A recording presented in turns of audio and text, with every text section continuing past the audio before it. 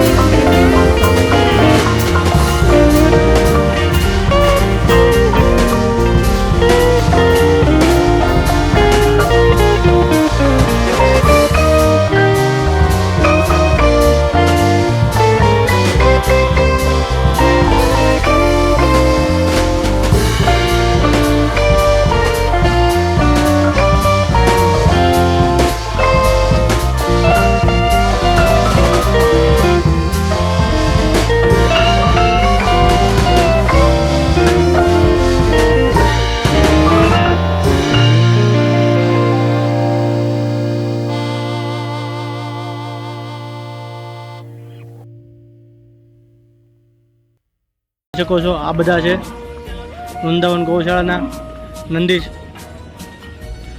આ બધા જ વૃંદાવન ગૌશાળાના નંદી છે. અહીંયા તડકામાંથી છાયામાં લઈ છે, બધા છાયામાં વિશ્રામ કરશે બપોરના ટાઈમે અને ફરી સાંજના ટાઈમે પાછા ખુલ્લી જગ્યામાં રાખશે. ફ્રેન્ડ્સ, તમે જોઈ શકો છો વૃંદાવન ગૌશાળા નંદી આ જે તડકામાં હતા અને જે છાયામાં લાવવામાં આવ્યા અને જે એક સાથે એક સરખા જોઈ શકો છો, બધા ઘાસ ચારો ખાય છે. જોઈ શકો છો એક સરખા જ, એક વ્યવસ્થિત એક રીતે.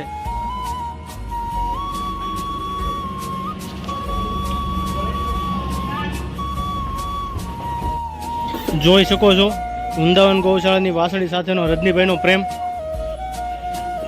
એકબીજાની સાથે કેવા હળીમળીને રહે છે જોઈ શકો છો મિત્રો. જે શાંત અંકિતભાઈ આપણે વૃંદાવન ગૌશાળામાં સેવક.